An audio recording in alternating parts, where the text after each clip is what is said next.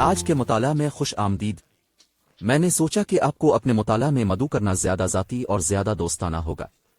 یہیں سے میں خدا کے کلام کا مطالعہ کرتا ہوں، اور میرے پیچھے آپ کو چھوٹے مجسمے نظر آئیں گے۔ یہ چرواہے کے مجسمے ہیں، ان میں سے کچھ بھیڑیں ہیں، اور میں دنیا میں جہاں بھی جاتا ہوں ایک چھوٹا سا مجسمہ خریدنا پسند کرتا ہوں۔ میں جرمنی اور فرانس اور ایشیا، جنوبی امریکہ سے ہوں، اور وہ مجھے اس عظیم سچائی کی یاد دلاتے ہیں کہ خداوند ہمارا چرواہا ہے، لیکن یہ کہ وہ ہم میں سے کچھ کو اپنا چرواہا بناتا ہے۔ اپنے قیمتی خون سے خریدے گئے لوگوں کی دیکھ بھال کرنے کے لیے یسوع مسیح کے ماتحت چرواہے بننا کتنا بڑا اعزاز ہے۔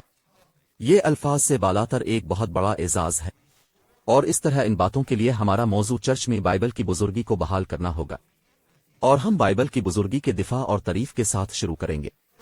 آئیے خدا کے کلام سے شروع کریں، اور میں چاہتا ہوں کہ اب خدا کا کلام لیں اور تیتس کے پہلے باب کو کھولیں۔ پال کا خط تیتس کو، اور اس نے یہ خط تیتس کو لکھا جو قریتی کے جزیرے پر تھا۔ پال پہلے بھی وہاں جا چکا تھا اور اپنا کام ختم نہیں کیا تھا، اور اس طرح تیتس کو وہ ختم کرنا ہے جو پال نے شروع کیا تھا۔ آیت 5، ان نے تجھے قریتی میں اس لیے چھوڑا تھا کہ تو باقی ماندہ باتوں کو درست کرے، اور میرے حکم کے مطابق شہر با شہر اسی بزرگوں کو مقرر کرے جو بے الزام اور ایک ایک بیوی کے شوہر ہوں۔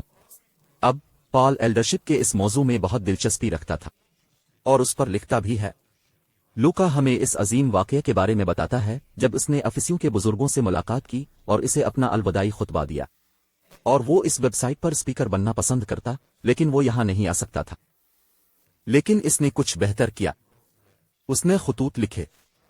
اپنی کلیسیوں کو ہدایت دینے اور مسائل کو درست کرنے کے لیے پال کی حکمت عملی کا ایک حصہ خطوط لکھنا تھا، اور یہ خطوط آج ہمارے ساتھ ایک مستقل حیثیت رکھتے ہیں۔ وہ الہامی خطوط ہیں۔ پال خود اس کا اپنا دعویٰ ہے کہ تمام صحیفے خدا کی طرف سے لکھے ہوئے ہیں اور تعلیم کے لیے فائدہ مند ہیں، اور اس لیے ہمارے پاس یہ شاندار خطوط اپنے مقامی کلیسیوں کو ہدایت دینے کے لیے ہیں کہ ہمیں کس طرح حکومت کرنا ہے اور اپنی دیکھ بھال کرنی ہے۔ پال یہاں کہتا ہے، قابل بزرگوں کے بغیر چرچ نہ تمام ہے۔ ہم تھوڑی دیر میں اس پر واپس آئیں گے۔ اب میں پہلے مسئلے کو دیکھنا چاہتا ہوں۔ ایک بہت سنگین مسئلہ ہے۔ مسئلہ یہ ہے ایلڈرشپ پر نئے عہد نامہ کی تعلیم کا فقدان۔ میں سب سے پہلے آپ کو اپنے ذاتی بوجھ کے بارے میں بتانا چاہتا ہوں جو خدا نے مجھے 40 سال پہلے دیا تھا، اور وہ آگ جو اس نے شروع کی تھی آج بھی میرے دل میں جاری ہے۔ میں چرچ میں سیاست پر سیمنری میں کلاس لے رہا تھا۔ اس کلاس میں جس بات نے مجھے متاثر کیا وہ یہ ہے کہ کہی گئی ہر بات کے لیے کلام کی حمایت کا فقدان۔ ایک دن میں پروفیسر کے پاس گیا اور میں نے اس پروفیسر سے کہا، جس کا میں بہت احترام کرتا تھا، چرچ کے بزرگوں پر ان تمام صحیفوں کے حوالہ جات کے بارے میں آپ کا کیا خیال ہے؟ اور اس کا جواب چونکا دینے والا تھا۔ اس نے کہا، وہ تمام حوالہ جات جو بزرگوں کے بارے میں ہیں ان کا کوئی مطلب نہیں ہے۔ اب مجھ میں اتنی ہمت نہیں تھی کہ میں پروفیسر سے کچھ کہوں۔ میں نے بس اپنے دماغ میں سوچا، کیا مطلب ہے؟ غیر موجودہ متن صرف محترم پاسٹرز پر ہے، وہ متن کہاں ہے؟ اور اس طرح میرے ذہن نے سوچنا شروع کیا، اور میں نے اس موضوع کو دیکھتے ہی محسوس کیا، چرچ کے بزرگوں اور ڈیکنز میں اس موضوع پر سراسر الجھن ہے۔ مجھے یاد ہے کہ ایک دفعہ ایک آدمی نے مجھ سے کہا، ایلڈرز کا کام چرچ میں صرف اعلان کرنا ہے۔ میں نے سوچا، کیا ہم کبھی اس تعلیم کو درست کر پائیں گے؟ پھر میں اپنے چرچ کے لیے وائزوں کا ایک سلسلہ تیار کر رہا تھا، اور میں چرچ کی قیادت اور چرچ کی ساخت کے نقطہ تک پہنچ رہا تھا، اور جیسا کہ میں بزرگوں اور ڈیکنز پر مواد تلاش کر رہا تھا، میں اس مضمون پر مواد کی کمی سے واقعی حیران تھا۔ اب یہ 40 سال پہلے کی بات ہے، اور تب سے حالات کافی بدل چکے ہیں۔ اس وقت جو کچھ موجود تھا وہ کتابچے اور چند کتابیں تھیں، بغیر کسی صحیفے کے، بنیادی طور پر فرقہ وارانہ نقطہ نظر سے۔ یہ بائبل کی وضاحت نہیں تھی، اور یہ وہ وقت تھا جب خدا نے میرے دماغ اور دل میں ڈال دیا، اور میں بہت خوش ہوں کہ اس نے ایسا کیا۔ ایک ایسی کتاب لکھنا جو بزرگی اور ڈیکنشپ پر تمام صحیفے کے متن کو آسانی سے دیکھے اور اسے پیش کرے اور صحیفے کو خود ہی بولنے دے، اور اس کا نتیجہ کتاب بائبل کی ایلڈرشپ کی صورت میں نکلا۔ میرے خیال میں کتاب کا راز یہ تھا کہ یہ بنیادی طور پر بائبل کی نمائش تھی۔ کلام کو بولنے دو۔ جیسا کہ اب سب جانتے ہیں، چرچ کی روایات کو تبدیل کرنا مشکل ہے۔ در حقیقت یہ خدا کے کلام اور خدا کی روح کے ہمارے دل و دماغ میں کام کرنے سے باہر ناممکن ہے۔ اور اس لیے میں نے سوچا کہ ایسا کرنے کا یہی واحد طریقہ ہے، اور اس لیے میں صرف متن کے ذریعے متن کو منتقل کرتا ہوں۔ خدا کے فضل سے کوشش کرتا ہوں کہ متن کے بارے میں درست بات اخذ کروں، اور ہر بار جب میں لکھ رہا ہوں اور مطالعہ کر رہا ہوں تو خدا سے دعا کروں گا کہ وہ مجھے میری اپنی روایات اور میرے اپنے پہلے سے تصور شدہ تصورات سے بچائے تاکہ خدا کے کلام کو بولنے دیا جائے۔ اب میں یہ کہنا چاہتا ہوں کہ بہت سے چرچز میں ایلڈرشپ کا نظام ہے، ان کے پاس بزرگ ہیں اور وہ ایسا کرتے ہیں کیونکہ صحیفہ اسے بہت واضح طور پر سکھاتا ہے، آپ اس سے انکار نہیں کر سکتے۔ لیکن یہاں ایک اور مسئلہ ہے، ان کے پاس بائبل کی ایلڈرشپ نہیں ہے، ان کے پاس وہی ہے جسے میں نے بورڈ کی ایلڈرشپ قرار دیا ہے، وہ بائبل کے بزرگ نہیں ہیں۔ بزرگوں سے جو بہت سے لوگ مراد لیتے ہیں وہ ہیں مشیر، منتظم، مالیاتی آدمی، پالیسی ساز، فنڈ جمع کرنے والے، پادری کے مشیر، وہ بائبل کے مطابق بزرگ نہیں ہیں، اور یہ بالکل واضح ہے۔ بائبل کے مطابق کلیسیائی بزرگی پاسبان کی خدمت ہے، ایسے لوگوں کا بورڈ نہیں جو کلیسیا کی رہنمائی اور پالیسیاں بنانے میں مددگار ہوں۔ اب ہم بائبل کی بزرگی کے تعلیمی فقدان کے بارے میں کیا کرنے جا رہے ہیں؟ ٹھیک ہے، صرف ایک ہی حل ہے، نئے عہد نامہ کی تعلیم پر واپس جائیں، اور یہی وہ بات ہے جس میں 40 سالوں سے شامل رہا ہوں، واپس آ رہا ہوں کہ بائبل کیا کہتی ہے، خدا واقعی کیا کہتا ہے، خدا کی روح اس موضوع کے بارے میں کیا کہتی، اور میں اسے شفایابی، بحالی اور اصلاح کاری کہتا ہوں۔ ہمیں جس بات کی ضرورت ہے وہ بزرگوں کے بارے میں نئے عہد نامے کی تعلیم کی تازہ بحالی ہے۔ اب یہ ہمیں حیران نہیں ہونا چاہیے کہ ہمیں یہ کرنے کی ضرورت ہے۔ صحیفوں میں تقریباً ہر تعلیم کو کسی نہ کسی وقت اصلاح درست کرنے یا دوبارہ زندہ کرنے کی ضرورت ہوتی ہے۔ یہ ہمارے فطری رجحان کی طرح ہے کہ ہم تعلیم کو کھو دیتے ہیں اور تعلیم کے بارے میں الجھن میں پڑ جاتے ہیں، یا کسی نظریے کو مسخ کر دیتے یا بالکل ختم کر دیتے ہیں۔ اب ہم اسے پرانے عہد نامہ میں دیکھتے ہیں۔ رومیوں کے باب 15 اور آیت 4 میں پولس رسول کو یاد رکھیں، وہ یہ کہتا ہے، پرانا عہد نامہ ہماری ہدایت کے لیے ہے۔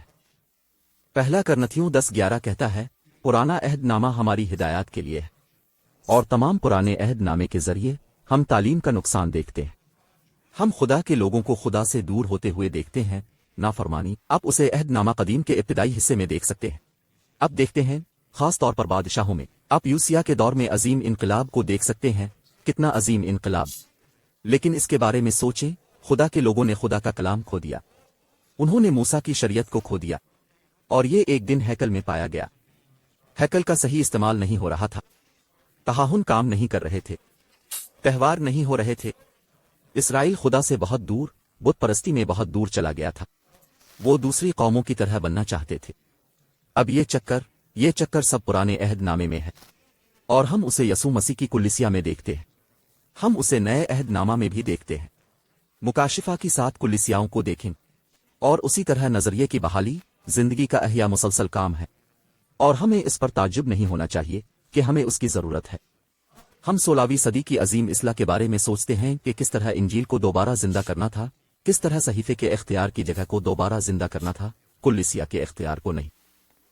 پس اصلاح خدا کے لوگوں کی تاریخ میں ایک عام عمل ہے، اور اس لیے میں اصلاح کا مطالبہ کر رہا ہوں۔ بائبل کے ایک نظریے کی بازیابی جو گم ہو گئی ہے، یہ مسخ ہو چکی ہے، اس قدر بٹی ہوئی ہے کہ آپ اس کا اندازہ بھی نہیں لگا سکتے۔ اس نظریے پر سراسر الجھن۔ آئیے میں آپ کو اصلاح کاروں کے کچھ طاقتور اقتباسات پیش کرتا ہوں جو نظریے کی بحالی اور بائبل کے عقائد کو واضح کرنے میں مسلسل استعمال ہوتے رہے ہیں۔ میرا پہلا اقتباس ڈاکٹر ایس لیوس جانسن کا ہے، جو ایک بار ڈلاس سیمنری اور ٹرینٹی ایونجیکل ڈونٹی سکول میں پروفیسر تھے۔ ایس لیوس جانسن کہتے ہیں، ہر نسل میں ہمیں ایک روشن خیال کی ضرورت ہے۔ ہماری روایات کی طہارت کے لیے یہ بہت اچھا ہے، میں اسے دوبارہ پڑھنے والا ہوں، مجھے امید ہے کہ آپ اسے سنیں گے۔ ہر نسل میں ہمیں ایک روشن خیال کی ضرورت ہے، ہماری روایات کی طہارت۔ میرے دوستو، اگر آپ ابھی تک یہ نہیں جانتے ہیں، روایت کے اصول، صحیفے کے نہیں، روایت کے اصول، ہم کس چیز سے مطمئن ہیں، ہم کیا جانتے ہیں، ہم اہل کتاب نہیں جیسے ہم سمجھتے ہیں، اور اس لیے ہمیں ہمیشہ جب ہم خدا کا کلام کھولتے ہیں تو ہمیں خدا سے مانگنا پڑتا ہے واضح اور درست بصارت کے لیے اور روشنی کو دیکھنے اور یہ دیکھنے کے لیے کہ خدا کیا کہہ رہا ہے۔ 16ویں صدی کی عظیم اصلاح کے بعد 17ویں صدی کے اساتذہ اور مصلحین نے لاطینی محاورہ استعمال کیا جو بیان کرتا ہے کہ ہم کیا بات کر رہے تھے، اور یہ سیمپر ریفارم نڈا تھا، جس کا مطلب ہمیشہ اصلاح کی جاتی ہے، ہمیشہ اصلاح کی جاتی ہے۔ یہ ہمارے عقائد کی اصلاح اور بحالی اور اصلاح کا ایک عام عمل ہے۔ تمام عقائد مہاجرین کے باپ جب 1619 میں نئی دنیا کو روانہ ہو رہے تھے، خدا کے ایک عظیم خادم جان رابنسن سے بات کی گئی تھی، اور اس نے یہ طاقتور الفاظ مہاجرین کے باپوں سے اس وقت کہے جب وہ نئی دنیا کی طرف روانہ ہو رہے تھے۔ مجھے پورا یقین ہے کہ خداوند کے پاس اپنے پاک کلام کے ذریعے ہمیں بتانے کے لیے اور بھی سچائیاں ہیں۔ ذاتی طور پر میں ان اصلاح شدہ کلیسیا کی حالت پر کافی افسوس نہیں کر سکتا جنہوں نے ایک خاص حد تک مذہب حاصل کر لیا ہے لیکن جو اپنی اصلاح سے آگے نہیں بڑھنا چاہتے۔ لوتھرن صرف وہی دیکھ سکتے ہیں جو مارٹن لوتھر نے دیکھا۔ وہ کیلوین پر نازل کردہ سچائی کے ایک خاص پہلو کو قبول کرنے کے بجائے مر جائیں گے۔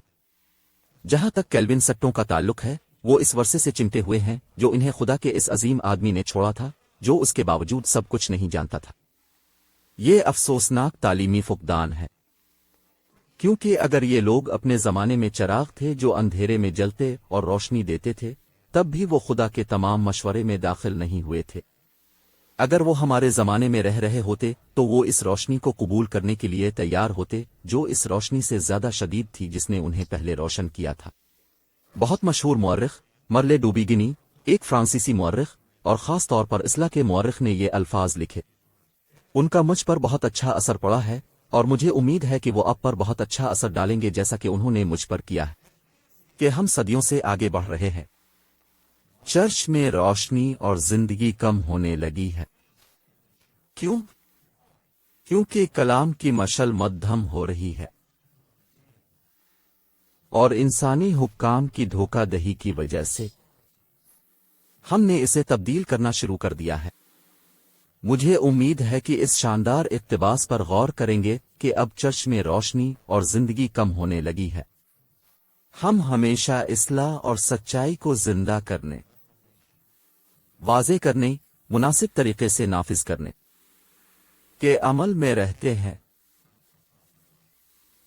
اوٹو ریکر یہ الفاظ لکھتے ہیں۔ وہ کہتا ہے، چرچ کی زندگی ایک بات پر منحصر ہے، بائبل کے اصولوں کی طرف اس کی واپسی، اور یہی وہ بات ہے جس میں ہم ابھی شامل ہیں، صحیفوں کی طرف واپسی۔ یہ وہی ہے جو خدا کہتا ہے، وہ نہیں جو ہم کہتے ہیں۔